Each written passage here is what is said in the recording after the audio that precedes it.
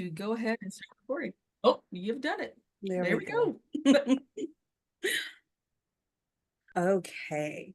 So before we begin, at Earth Ministry, Washington, Interfaith Power Light, we like to begin all of our programs or meetings with a land acknowledgement. So Earth Ministry, Washington, IPL, works within the unceded territories of Northwest Native Nations. Our office is on the traditional land of the first people of Seattle, the Duwamish people, past, present, and future. A land acknowledgement is just one of the many ways to resist the erasure of Indigenous histories, as well as honor the tribe and the land itself. And in addition to this, I do just want to say, I would like to take a moment to thank our donors whose contributions have made this evening possible. Some of you may not know this, but the contributions that we get enable us to offer most of our programming and training free of charge. And for the programming that we cannot offer for free, donations allow us to set registration fees at prices that are accessible. So if you are not already a donor and value opportunities like this event we're hosting, we hope you will consider making a gift in support of our work. And that's super easy to do. Just go to earthministry.org, and it is up in the corner and at the bottom of our website, where it'll take you straight to the donation links. And then I want to introduce our guest speakers who have very graciously lended their knowledge and their time to be here with us, to be the experts on this very big, very complex topic of solar energy. So we have Richard, Stu, and Roy, and I'm going to, that is their faces. I'm going to go to the next slide, just so we can see the agenda, and I'm going to pass it off to Richard, I believe. Yes, indeed. So thank you very much for joining us this evening. My name is Richard Hartung. I'm on the board of Solar Washington, also installed solar at home, and look at it quite a bit. Stu and Roy are solar installers and support staff with Puget Sound Solar. So they're out doing solar every day, essentially. So between the three of us, we hope to give you some ideas this evening. Starting with an overview of what solar is, some of the benefits and costs on it, information about solar systems and some financing opportunities. And then Roy and Stu will take over and look at what they do and how they work with homeowners, organizations, businesses, nonprofits, congregations on installing solar. We would ask you to put your questions in the chat. Kia is very kindly going to moderate questions at the end. So do put them in the chat. We'll answer as many as we can. Next slide. So to start us off, if we look at renewable energy very broadly, there are a lot of different types. There is solar energy, which is using the sun, wind, obviously using the wind. Geothermal uses the heat in the earth to create electricity. For the grid, which is the energy network, the transmission system run by the utilities, more on that basis. Biomass is used, so things like agricultural waste. There is also ocean power, where the wave energy is used. In Washington State, we have a lot of hydropower from the dams and rivers, and there is nuclear energy as well, in Washington State as well as other places. So those are a variety of the renewable energy types.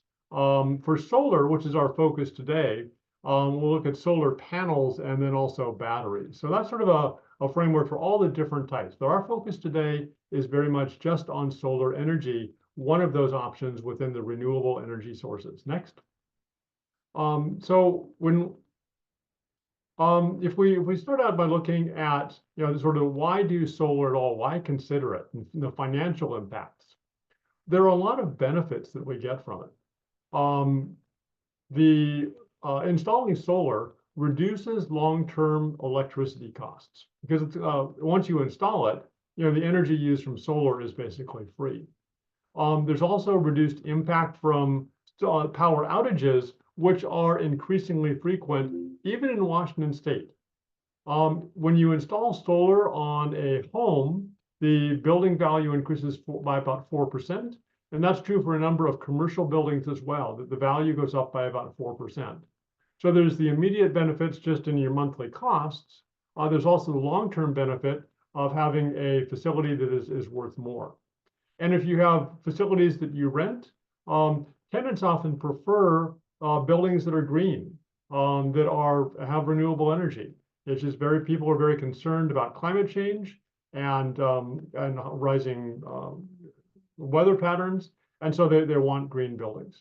Now, there are some upfront costs, and we'll look at both sides of it, but installing a solar system does take some upfront money. There's maintenance. For the most part, there's really very little to do, but there is potentially some maintenance along the way. And then if you want to have assurance of power all the time, solar obviously does not happen at night, so there would need to be energy storage. Next. If we look at the creation care side, what are the advantages on the environmental part of it? Non-residential buildings cause about 16% of greenhouse gas emissions in the US. And in Washington State, there's a lot of hydropower, but still almost a quarter of our energy, even in Washington State, comes from gas and coal, if we look across the entire state. Low-income households are also cost burdened. And so if we look at care more broadly, there's the environmental justice aspect of the energy costs are more of a percentage of income for lower income households. And I mentioned earlier that there are outages. The average outage per building or per household is over 8 hours per year in Washington State. And we're sitting here thinking, that doesn't happen to me. Well, my neighbors down the street, about 3 blocks down, had an 8-hour power outage, 8 or 12 hours this winter. So it is increasingly frequent. I grew up in the neighborhood and didn't happen before, but that's happening now. So, benefits that you have reliability in there of the power, and that's important, during the winter especially, or during the summer if you're using heating or you're using air conditioning. Next. There's also a reduction in the greenhouse gases from fossil fuels. So that quarter of our energy that comes from gas and coal, which is less than in many other states, but still significant, reduces greenhouse gases. And the panels can offset the production of installing solar panels sort of breaks even on emissions within about 2 to 3 years. So producing solar panels does cause some emissions. Disposing them does cause some emissions, but the break even is about 2 or 3 years. So after 2 or 3 years, you're coming out ahead regardless. There's also the reduced construction of new infrastructure, because as power needs increase, whether it's the devices we use or generative AI or data centers that power our apps and everything else, power companies are building new plants. And if we put in solar power, we can reduce that. Demand is expected to increase by 30% within the next few years. A lot of that can be offset by installing solar panels. And so there's a benefit overall of land not being taken up and the negative impacts of some of the other sources of power not going in. So that reduction in land degradation that comes from the oil and gas in a variety of ways, not just here, but extended outwards, is reduced as well. So creation care, many benefits in there. Next. There are other benefits potentially for communities. We're talking about faith communities today. And what we're doing is demonstrating action for creation care. We can talk about it and say we care for creation. When we install solar panels, we're demonstrating that that's part of who we are. And that is important for many people within our congregations, within our membership for nonprofits, and our customers for businesses as well. And it shows that we are exercising environmental stewardship. When we reduce the electricity expenses, we've got more money to use for other causes, whether that's programs for our community or increasing staff so we have more services, maintaining our buildings, so there's a benefit in there. The communities with solar can also be a resilience hub. If there's a building, whether it's a church or a temple or a nonprofit office building or other that has solar power, when there's an outage, It can be a place where the community comes, especially if it has storage. But it can be a place where community can come and have heating and cooling, and be able to cook meals. There's a variety in there of benefits. There are some buildings that actually produce excess power. So one option is for that to go back into the electricity grid, whether it's Seattle City Light or Puget Sound Energy. You essentially sell it back. But another option is to power homes in the community and create a small community solar. And so that's another option in there.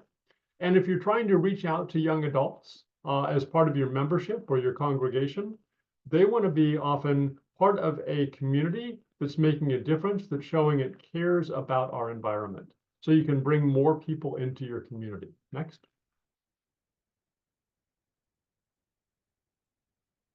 So if we get into the sort of basics of solar panels and installing them and looking at what we're doing with installing and how this works.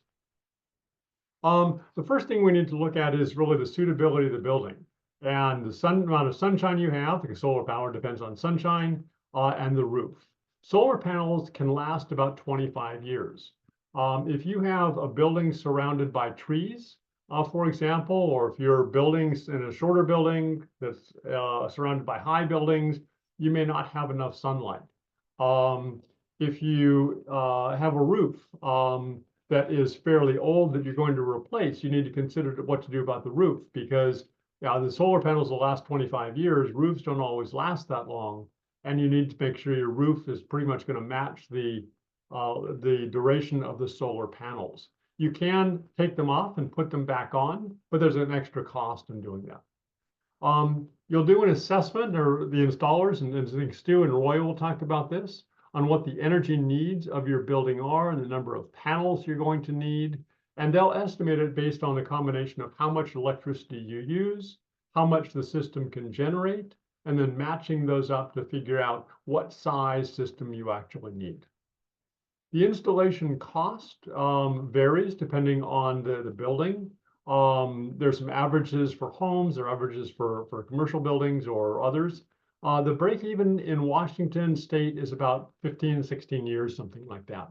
In other parts of the country, it is 8 or 10 years. And the reason for that is that other parts of the country have much higher electricity costs. If you think yours are bad, it's worse in some other places. And if we're in certain parts of the country, if you're in the Southwest, for example, there's more sunshine, there's longer days. And so the combination in there makes it about 15, 16 years to break even. But some of the considerations, and we'll talk about these as we go along more, is that if you install solar panels, there is a 30% tax credit for houses of worship, and that is a direct cash payment. It's not an offset against taxes, because the nonprofits and houses of worship generally don't pay taxes. When you buy the solar panels, there's no sales tax in Washington state. And there are also some grants that may be available. So a variety of sources of funding for the solar panels. Next.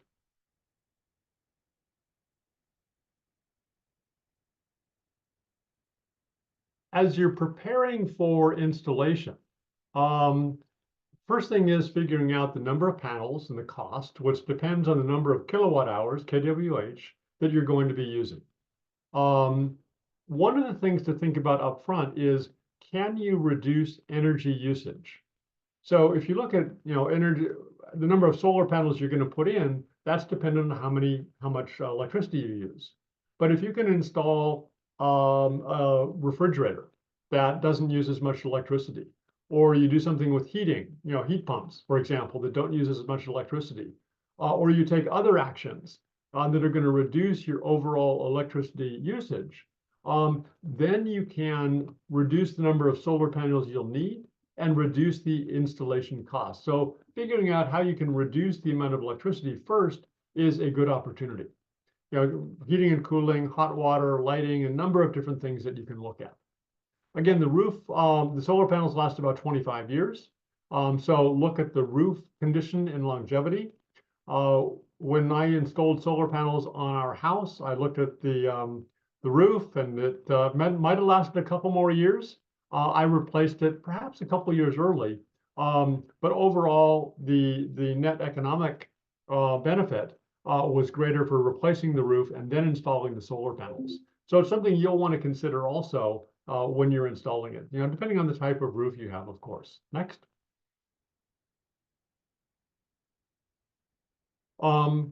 So in terms of how you go about this, you'll identify potential installers and ask for proposals.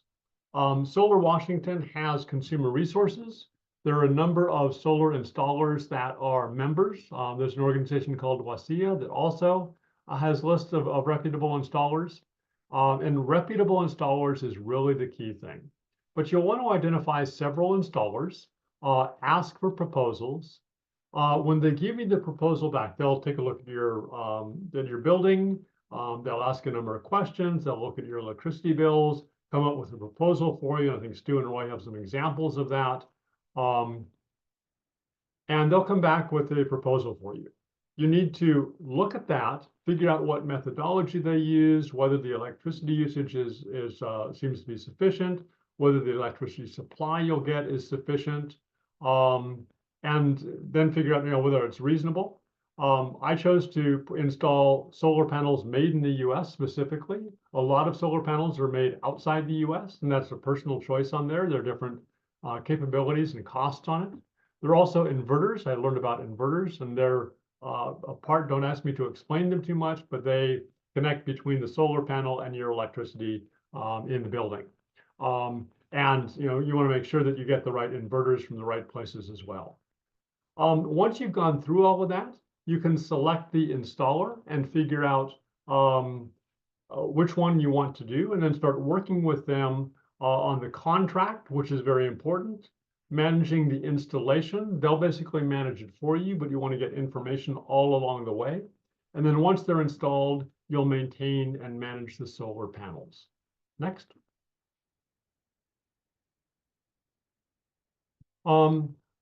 It's really important to get reputable installers and multiple proposals.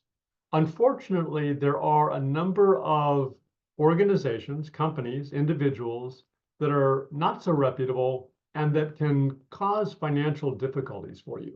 Because if you sign up for a contract that is overly costly, or that has extra fees in there, or has requirements for you, it can become much more expensive and you may never break even. So that reviewing the proposal thoroughly is important. It's reading the contract details. Those contracts can be 15 or 20 pages, but people have been hurt because they don't read it and just sign it away and figure out the details later, and it's like, whoops, I didn't know there was this fee of $5,000 or $10,000 or this extra cost or something else.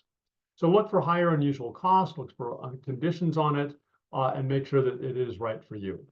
There's a variety of financing available. We'll talk about that in a minute.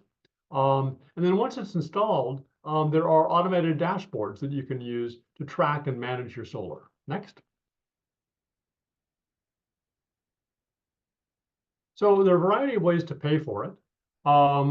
If you have the money around, it's great. We'll look at some alternatives in a minute. But if your organization has the money to pay for it, that's fantastic. The Inflation Reduction Act does provide that tax credit in the form of an actual payment, not just a credit against taxes. So, churches, other faith communities can claim the tax credit and receive actual cash. So there's a benefit in there. And on the next slide, we'll have, don't go yet, but we'll have an example of what you need to do to get that. So that's a real benefit and reduces your costs significantly, even when you don't pay taxes. There is a way to get bonus credits of 50%. There are fairly onerous conditions to do that. It's not going to apply to most people, but it is something just to know that's there. Next.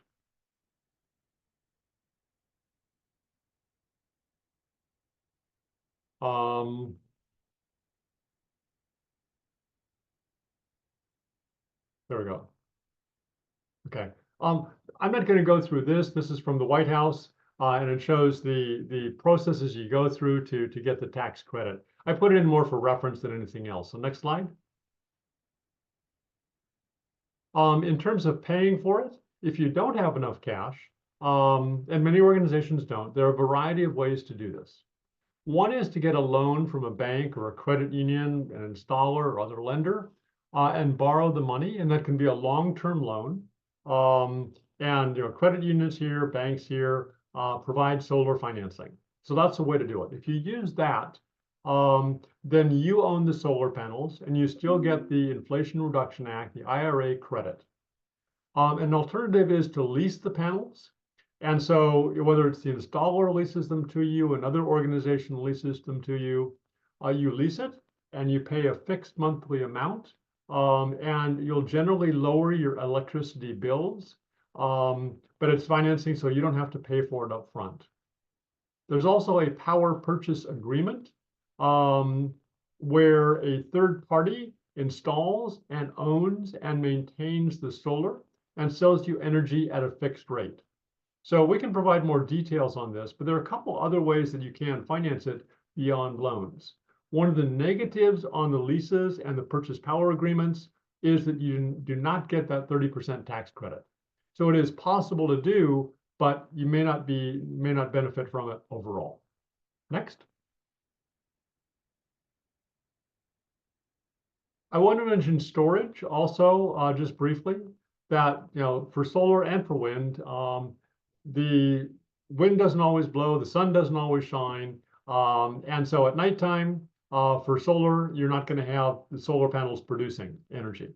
If you install a battery, you can get the power and be self-sufficient.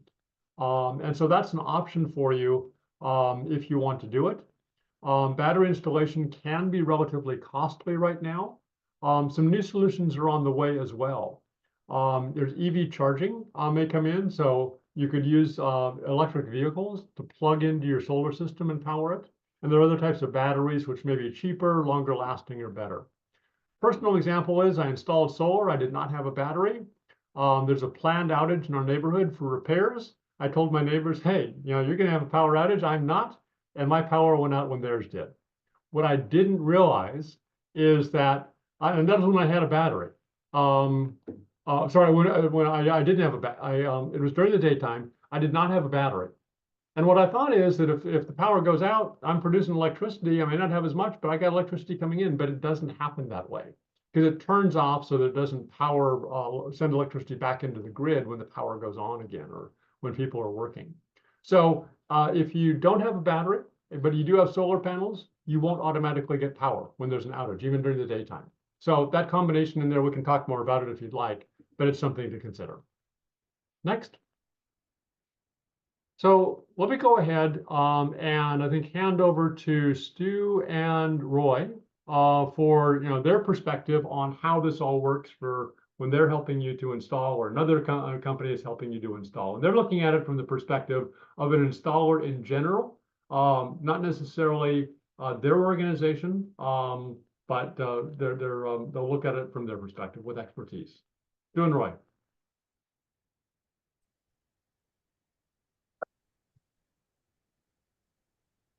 All right. So this is Roy from Puget Sound Solar, and yeah, Richard's put out some good information. And I'm technically in sales. We're called design consultants, but in the end of the day, we do designs and sales. And the most important part of our job, I believe, is educating the customer, working with the customer to make sure that they understand things like when the power goes out, you really don't have energy. So we missed the ball on that one, I guess, back in the day with Richard. But yeah, any questions like that to do with the installation or what you're going to get for your money and how quick the payout is and all that kind of stuff. So, and what our methodology is. So we take all of that into account. And design considerations, every roof is unique.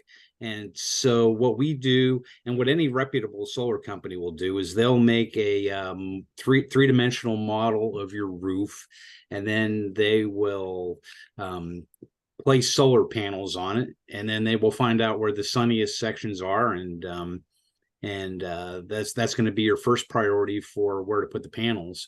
And another thing we're going to do, going down the slide, the basis for the design, we're going to ask, typically we ask for a copy of your energy bill. And from that, we'll calculate what your annual electric usage is. And then we'll, from that, know how big to make the solar system. Then the design, site energy production takes into the shading of the roof, the orientation, the tilt, where you are at geographically on the earth. It takes into account the weather, takes into account all kinds of things. Then we look at the roof. We can install on, most different roofs that we see here in the Pacific Northwest. Once in a while we get thrown a curveball, but probably 98% of the roofs that come into us, we can install solar on. And it might be a different cost if you have, one type of roof versus another. Is going to be a different price point for the cost of the installation, but we can still do it. And then Richard gets into the different types of roofs, which we don't need to probably go into that detail, but he mentions a bunch of those roofs. And so once again, you're going to want to make sure that your roof has at least 10 years of life left in it at a bare minimum, because it's expensive. If you need a new roof,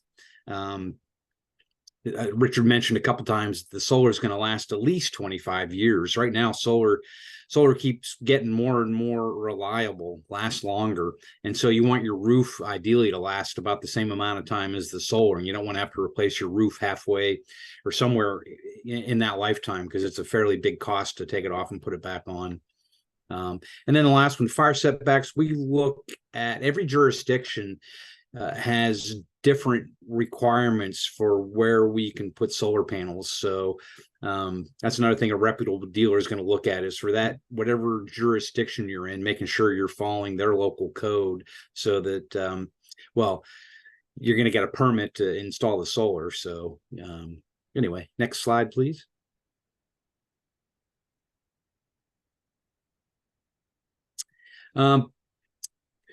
Different panels. This slide is probably a little bit outdated. It used to be that most of the solar panels we were installing kind of looked like the ones in the middle, where there were black background with white lines, looking like a grid. And then Tesla, I don't know, several years ago, they started coming out with panels that looked like the ones on the left that were all black, and it was kind of new and edgy, and everybody's like, ooh, Tesla. And then like 2 years later, everybody else was installing panels that were all black. So you'd have to look actually kind of pretty hard to find the panels like the look on the right with silver frames. Sometimes on a commercial application you can find those, but by far the most of the panels we're installing today are all black, and then all the hardware we install underneath is all black. So you're going to get a black system, whether you like black or not. That's what you're going to get, kind of like a Model T, I guess. Next slide, please. You want to jump in there, Stu? You want me to take this one? I can. We offer up, people are, as Richard was mentioning, when you have solar, if you don't have battery backup, there is one exception now, just to complicate everybody. But there's essentially, we're selling two main types of systems now. Enphase is one battery manufacturer, Tesla is another. Each manufacturer, and there's other companies out there. There's SolarEdge and different Franklin and a bunch of new companies that are really coming into the space quickly as batteries are developing. We found that these are the two most reliable, most price consistent for us at this point. So we're kind of going with these, but each has a little different battery chemistry to them. And again, without batteries, when the sun goes down, your system is not going to produce electricity that you can use in the house. There is now an option that Enphase came up with, but it's really expensive, and I don't know that it's necessarily worth it. It's a daytime solar solution, so that if your house is surrounded by a power outage, you can actually island your system if you pay like $3,000, $4,000, $5,000, something like that. And you can actually have the sun shining. As long as the sun is up, you will produce electricity that you can use in your house, and you're islanded from the grid. Once the sun goes down, your system shuts down and you have no more power. So that's kind of the battery options right now. It's still expensive. Solar's come down 90% in the last decade in costs for the materials. Batteries will follow that same curve slowly but surely. Yep. That's it. Yeah, next slide, please. Yeah, and do you need batteries? Well, batteries in Washington State really have two functions. They're really only going to be used whenever there's a power outage. There's some places like California, for instance, where they have variable rate electricity, which means that at certain times of day, the electricity is much more expensive than other times of day. And in those cases, in those places, what you can do is if you have a battery, if the sun's not producing enough energy to energize your house through solar, you can use your battery to energize your house, and you can program all this so it's done automatically. When the electricity is super expensive, you run your house off your battery, and then when the electricity gets cheap again, you can either wait till the next day when the sun's shining and charge it up with the sun, or you can charge it up at night. Usually in the middle of the night, electricity is super cheap, or well, cheaper, and so then you can charge the battery back up. So there's that economic benefit. In Washington, at least so far, that it's probably going to change someday. But right now, the electricity prices are the same 24/7, and so we don't have that economic benefit. And so really the only time a battery is used is during an outage. So whenever a customer's asking, should I get a battery, or what's a battery do for me, the first question I ask is, how often do you have a power outage? And some customers, they legitimately have a lot of power outages wherever they live. And then in other neighborhoods, the neighborhood I live in, Seattle, it's probably been 10 years since I had a power outage. So it's kind of case dependent. And they're expensive. So what we typically recommend to customers is that unless you have like an urgent need or a legitimate need to get a battery now, you might as well just hold off for a few years. And as Stu mentioned, that technology is coming down in price. There's new technology coming, different chemistries. Someday we're going to be able to, you can kind of do it right now with a couple of vehicles. It's pretty rare, but I think in 5 years, it'll be like just about any EV will be able to energize your house when there's a power outage. So that's all changing. Yeah, So I would just piggyback on that. It's like a Tesla. A lot of the Tesla cars have 90 plus kilowatt hours on board their car, and it's portable, so you can take your battery power wherever you want to go. A Tesla Powerwall has like 10 kilowatt hours. It's got 1/10 of the power that your mobile car does. So once they have the ability to do bi-directional charging, which what Roy's talking about, that becomes a big game changer. There are some things that are coming down the pike here with time of day. Seattle City Light, PSC, Puget Sound Energy have both started to do some pilot studies. Puget Sound Energy is get a lot of pressure to get themselves off of all the coal that's feeding their stuff. Part of that is going to be having energy storage, and they're going to be doing some incentivizing of customers here in the next couple of years. We don't know what that's going to look like. In California, they've done heavy incentives, and they've actually gutted a lot of the incentives related to net metering. And so they've now focused more on energy storage in California to help out when, again, the grid needs electricity. I think in this context, I want to bring up one of the installs we did recently. It was a year and a half, 2 years ago now. Was Bethany Church down in South Central Seattle, and they did a very large system on their facility. They have 2 or 3 solar arrays up, meaning different banks of solar panels, and then they actually installed a bunch of batteries. And so they are planning on using that church as a resiliency center in case of power emergency, a power outage in that area. Similarly, we did an installer up at Miller Community Center, part of Seattle Parks Department in Seattle, and they did something very similar, solar with battery backup, industrial size battery backup. And if something goes down, then people in that neighborhood can go to Miller Community Center. So how about we move on to the next slide, though? Roy, I'm not even going to attempt this. This is all you. okay, so yeah, that orange blob in the left side of the screen there comes out of our software called Aurora. And this gets back to where when we're determining how solar is going to work on any individual house, we have a process for figuring that out. And we're not unique in this. Puget Sound Solar, any reputable solar company is going to do this. So you want to see, if you're talking to somebody about solar, see something similar along the lines that we're doing. A lot of companies use the same program. It's called Aurora. It's an online program. And what we do is we'll use aerial photos. We have great high resolution aerial photos we have access to.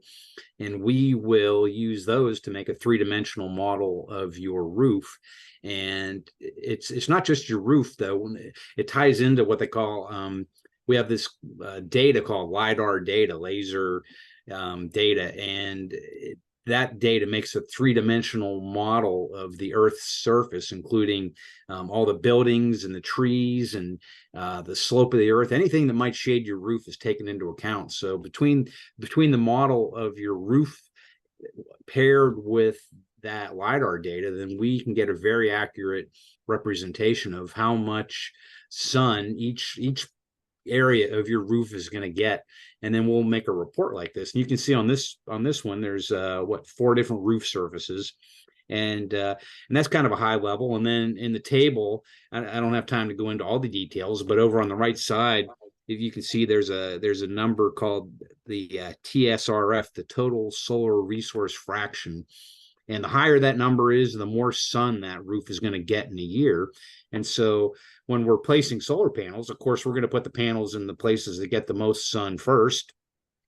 And then it's kind of an iterative process where we're putting panels on your roof, and we're looking at how much energy that we're aiming to get based on your annual electric usage. So we kind of go back and forth and keep adding panels or removing panels until we find on that roof, those panels on that roof produces that amount of electricity, and that's kind of our sweet spot.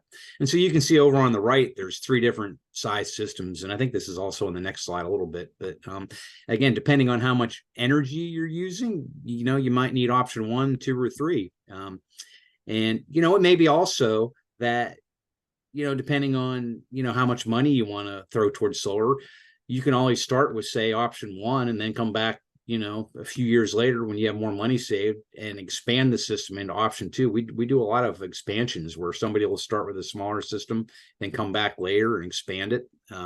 Sometimes people's energy usage goes up. In the last several years, of course, a lot of people are getting heat pumps and air conditioning and buying electric vehicles. And so all those things are increasing the amount of energy that people are using. Some of our old time customers, a lot of them actually are coming back and saying, hey, I need more solar because my electric usage has gone up. And so we do a lot of expansions. So but anyway, that's how we, in a nutshell, how we determine the process for putting solar panels on your roof, and everything's to scale. So there's a number of different solar panels we use, and we'll pull up the panels, and so yeah. And one size does not fit all. Clearly, it's just like driving. People are going to get different mileage out of driving the same car just by different consumer habits. And so we try to customize every single thing to what your needs are, rather than what we think we want to sell you. And somebody, I know we're waiting for the end for questions. There is a typo in option 3. I didn't put in the right number there, so I've got it matched up with option 1. It's actually, if I remember, I think it's about 18 kilowatts. If I remember, it's double option 2. So yeah, 18. Yeah. And so, and why don't we go to the next slide, because it actually shows you more data. It breaks it out a little bit differently. It actually throws, these are older numbers in here, so please bear with us on this. It's like actually the options would be less expensive now than in the past. And you can kind of see, I still have the wrong kilowatt output on option 3, but you can see the different prices. And so on option 1, initially out of pocket, you'd be looking at almost $17,000 by the time you get done with a 30% federal tax credit. Or in the case of a church or a nonprofit, that's going to be a 30% direct pay coming back to you. Then that brings the overall cost down to like $12,000 or so. And you can kind of see that that's kind of how that works. In the table on the left, I'm going to shut up and let Roy talk, because this is really his stuff, and I'm going to be yapping at y'all more here in a minute anyways. So Roy, you want to jump in? Yeah. So this, when we are making a report, we make a PDF file and email it to the customer, and it's, I don't know, 8 or 9 pages long. And the heart of the report is the table here. And this is even just a subset of the table. The table's got a little more data on it that we're not showing. So between the shade report and the table is kind of really the meat of what we're presenting to the customer. And we always like, a lot of companies don't do this, but we like to present different options on ours. So we like this is the table we have is actually 6 columns wide. And in this case, these are all just different size systems, option 1, 2, and 3 with 11, 22, and 44 panels. And so again, when you're getting a proposal from a company, you want to make sure of a few things. I've seen proposals where it's like almost literally they're like, well, solar's going to cost you, you know, $300 a month and sign here type of thing. And you really don't even know what you're getting or why you're getting it or what it's going to do for you. And so you want to make sure that it has things like, well, REC here is a brand of solar panels. So you want to make sure that you know exactly what panels you're getting. You know, some reports will say, yeah, you know, we're gonna give you these really good panels, and they don't really specify. So we're very particular, specific about what panels we're talking about. And then you as a customer, you can go online and do your research if you want to, and see what the ratings of that panel are, and you know, be an informed consumer. So, and then below the REC, we have, you know, just some more details about those panels. And then the microinverters, we haven't really gotten into the microinverters, but that's another key part of the solar system. Solar panels make direct current electricity. Houses use alternating current electricity. You got to convert it somehow, and there's different ways to do that. We use microinverters. So that's what that's listing here.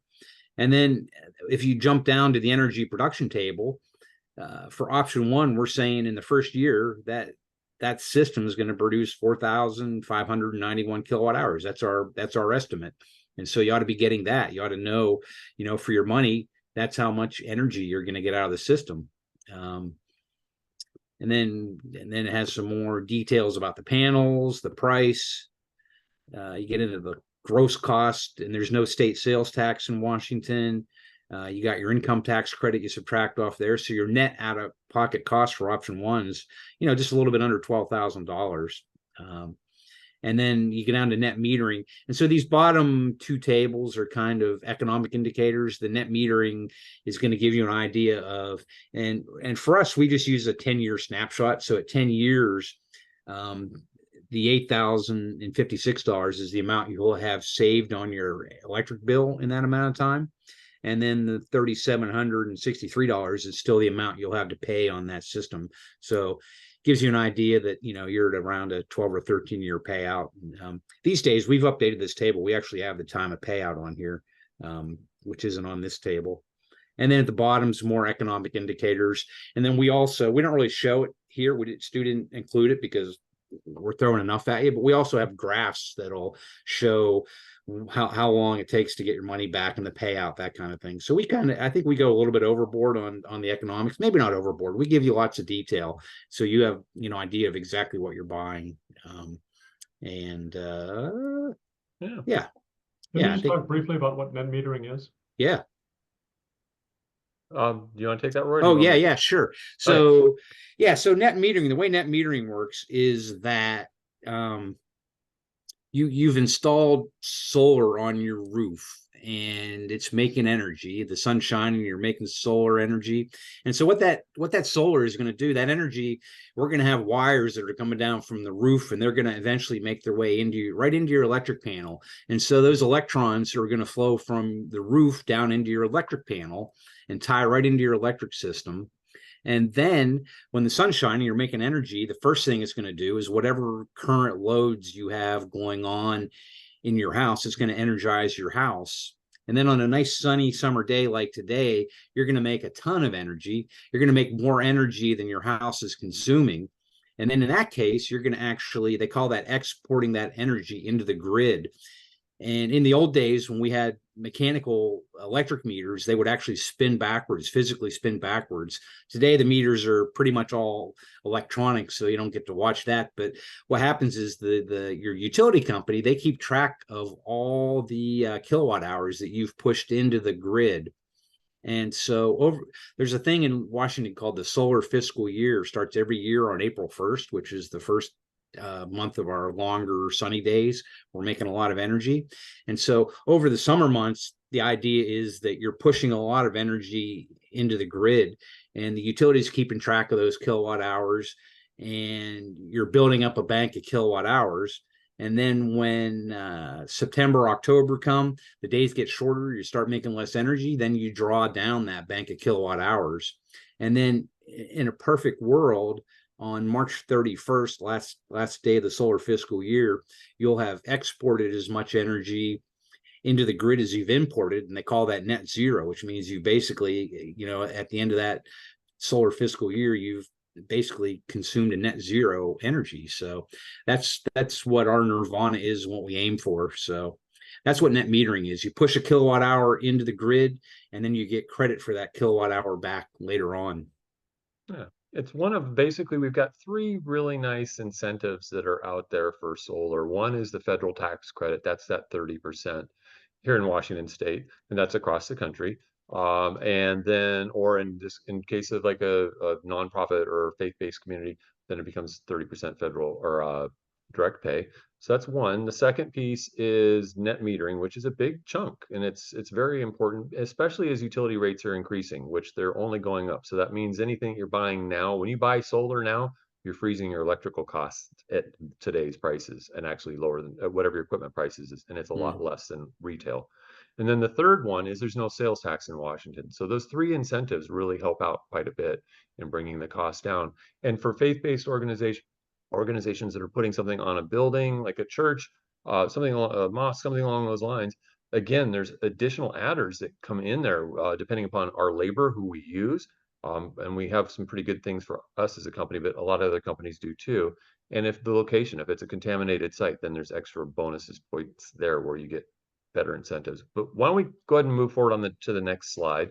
We need to go to question and answer pretty soon. So Yeah, I know exactly. So I'm going to go through this. I'm going to try to buzz through this part quick, even though I added a whole bunch of stuff that I wasn't going to go through. I did want to mention, people think about solar in Washington and they're like, it doesn't make any sense here. It doesn't, it's crazy. Solar's actually got a long history here in Washington State. It's been around since the 1970s. We've actually been hugely involved in the power electronics end of the business, the microinverters, the inverters, string inverters. Without the things that Washington State have done up in Arlington, a lot of the things that you see out across the globe wouldn't be happening. Or they would have taken a lot longer. So there's some really cool history with Washington State here that ties into our industry. Let's see. The things I'm going to talk about here may scare you, but don't let them scare you. If you do your research, you can get a really great system designed and installed. It'll work forever, and they work great. But if you don't pick the right company, if you get faulty parts, things like that, you can end up with a lot of issues, which is what Richard was talking about before. Biggest clues and cues I have for folks are get multiple quotes, get multiple bids. Do a little bit of research on your companies before you start doing that. But once you do, get 3 or 4 quotes. We've got good relationships with, a handful of companies here in the Seattle area and with a lot of the companies around in the state. We've been around longer than anybody else has. We're pretty comfortable with who we are. So one of the things I suggest to people, I used to say, look for companies that have been around for 5 years. Now I would say at least 10 years. And there's a good handful of companies here in the Seattle area that have been around for 10 years that are also members of WASIA, which is a little bullet point a little bit further down. I would say only work with people that are solar specialists. There are people that I've seen come into our industry in the last 10, 15 years that are roofers that are trying to become solar folks because they think it's really easy, and it's not. You have to know a little bit about roofing, you have to know a little bit about design, you have to know a little about shading, you have to know a little bit about electrical. There's a lot of different pieces to it. So it's not a super duper fast and quick, easy do-it-yourself process. I'd suggest looking for people that are NABCEP, companies that are NABCEP certified, and that's North American Board Certified Energy Practitioners. And that's basically people that are salespeople, people that are designers, people that are installers. And it means that it doesn't mean that they're ethical. It means that they've passed certain certification processes. So they have a certain knowledge base. Ideally, there's ethics in there too, but that's not always guaranteed. I have members of WASIA. That's the Washington Solar Energy Industries Association. It used to be called the Solar Installers of Washington. Our founder of our company actually was the first president. Solar installers have been around about 10 or 15 years. They've become, used to be Solar Installers of Washington, now it's WASIA. People that are there have been vetted, and they have to have certain ethics and standards that they've agreed to. I personally would not go with somebody that wasn't part of that group, even though we're a member of it, and there's kind of a bias there. When I look at the folks that are not members, there's reasons why. And so that would be a list that I would go to an agency to look at for folks and get several names from there. we probably need to go to questions. Can I throw one other thing in there really quickly? Is I would suggest go with local and not regional and national installers. Those are really important pieces. So yeah, let's do some question and answers. Okay. So there's the first question is one that has partially been responded. But I think it's important to talk about the grants portion of this. So are there agencies or individuals who will walk us through a cost analysis for our individual needs, as well as what is available as far as grants go? Yes, that would be, our company would be happy to get people information. There's other companies, again, go to that list on WASIA, and ask an installer. Let them do the homework for you. You don't have to pencil it out, and you don't have to drive yourself nuts. When you go buy a car, you don't worry about where the bumper came from, where the engine came from, where the battery came from, and all these other components. You go to the dealership and they give you information. What we're suggesting here, what I'm suggesting is go talk to several dealerships and get quotes on the same type of car, and then you can compare and see what the differences are. But a third party could also analyze sort of the quotes and help you out selecting. And there are, I believe there'd be third parties that can do that as well, Stu. There is. And actually there's a group out there, and afterwards, if we may be able to send people follow-up resource information. A friend of ours, she's also on the board of Solar Washington, has just started a company called Solar Quote Check. And I would go get a quote from somebody and then send it over to Deborah and let her look at it, and she'll talk you through it. Thank you. Are there tax credits available to churches for switching gas furnaces to heat pumps or increasing insulation in buildings? I would bet there are, but I wouldn't be able to answer. I would be making stuff up. But there's been so many layers of energy efficiencies that I've seen coming through City of Seattle, State of Washington, federal grants. They're out there. That's not our place where we spend our time and energy at. I think some of the utilities also provide some credits in there. So looking at Puget Sound Energy, for example, I think there'll be some credits there for some of those conversions. And Again, cities, I'm not an expert yeah, on it either, but it should be available. Yeah, there's a website called Rewiring America, and it's got all kinds of data in there about different tax credits for different things, like just that question asked for. So yeah, rewiring of America. It's a good website. Thank you. It was mentioned that was it 25 years lifetime for solar? Is that because the panels degrade and become less efficient, or is there another reason for that? Yes, they do degrade over time, just like anything else does. And you think about it, it's like they're sitting up in the sun. The sun is much more damaging than anything else that our houses that impact our houses. It's worse than the rain and everything else. Of course, water doesn't do us any favors when it gets in. Panels are designed that, I used to work as a manufacturer. I made solar panels, so I'm very familiar with that. And so they're typically warranted for 25 years. You typically will see something like, right now, that most of the companies are around 90% or so. So they're saying that if you buy a 400-watt module today, in 25 years from now, it's going to produce 90% of that nameplate energy, which would be 360 watts, if my bad math skills are correct. That's pretty impressive at the end of 25 years, that it's still going to show that much energy. It's still going to produce that much efficiency, to me anyways. And so that panel should last probably 30, 40 some odd years. We don't exactly know, because in some ways the solar industry is new, even though it's been around since about 1954. So we're actually celebrating our 70th anniversary in that way. So thank you. Yep. We have a very specific question. What is the ideal slope of a south-facing roof for solar? 32 degrees. Yeah, it kind of depends what latitude you're at, but yeah, it's right around 32, plus or minus 5 or 10, not even 10, plus or minus 5. Thank you. That was a quick response.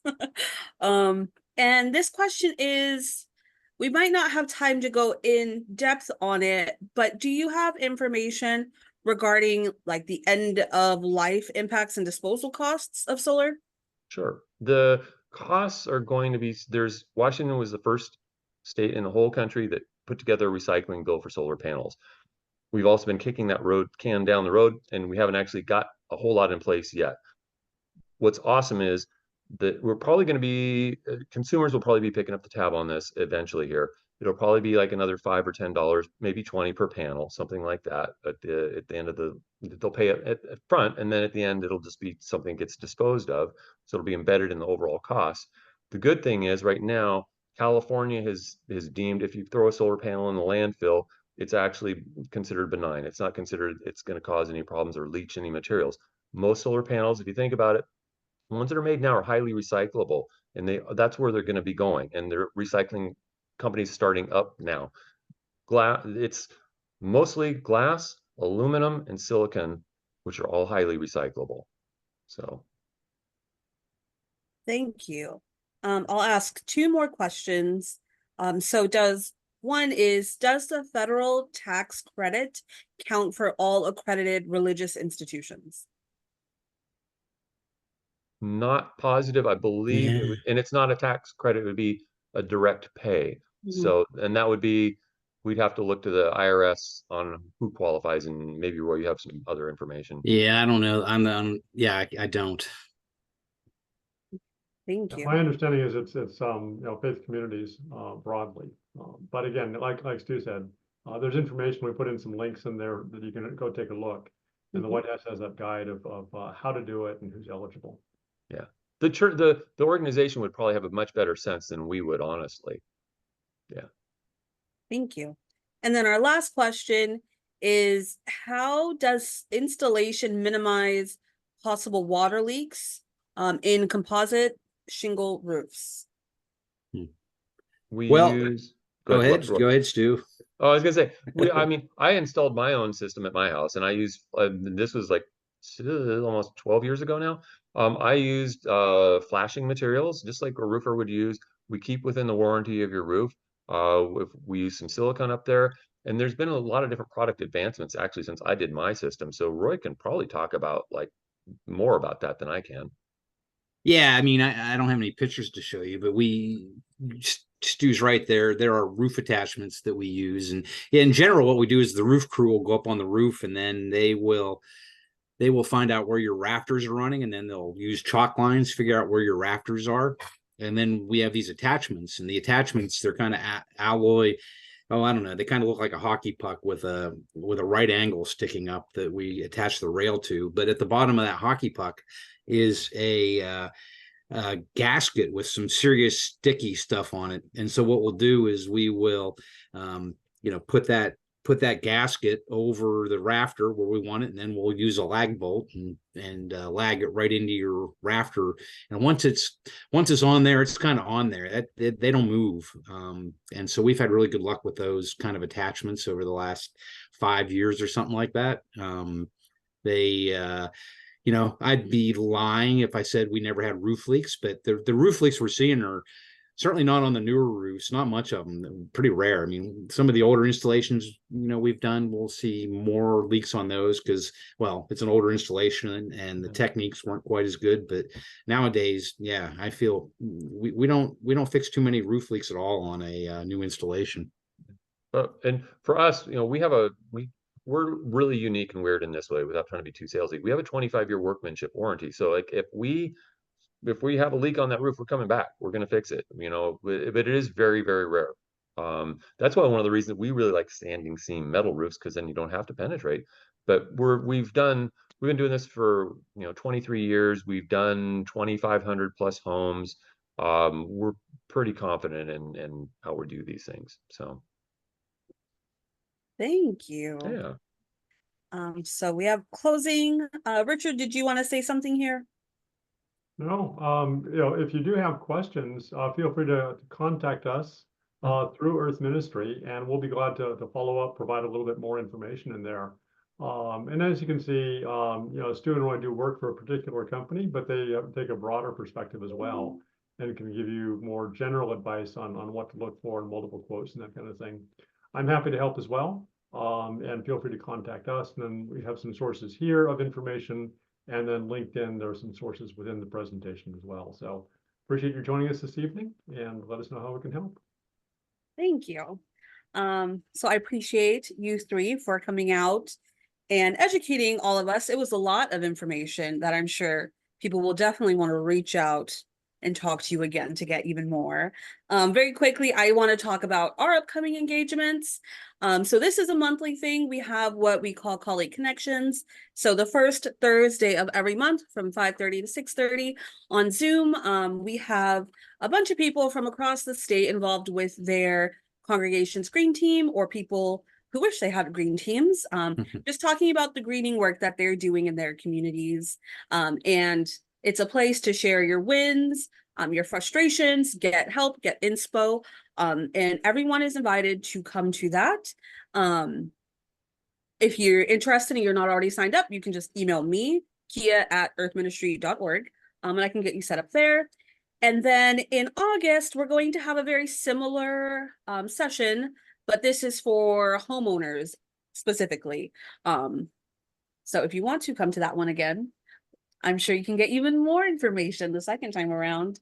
But that will be happening, when is it? The 15th from 7 to 8, also on Zoom. And I just quickly want to say, all of you, thank you. I can't see you all, but I know you're here. I see the numbers. Thank you for joining us tonight. I love these types of educational content, especially when I'm not the one with all the knowledge in my head. I love learning from other people. It's great to have people come in and share their knowledge and expertise with everyone. So if you also value this type of programming, we do ask that you donate in kind to our organization. Again, that's just earthministry.org, and right at the top, you can't miss it. It's a big button asking you to donate to us to keep this type of programming going. And then, thank you. That's our general contact information. I hope you all have a wonderful evening, and thanks again for joining us tonight. Thank you. Have a good night. Thank you.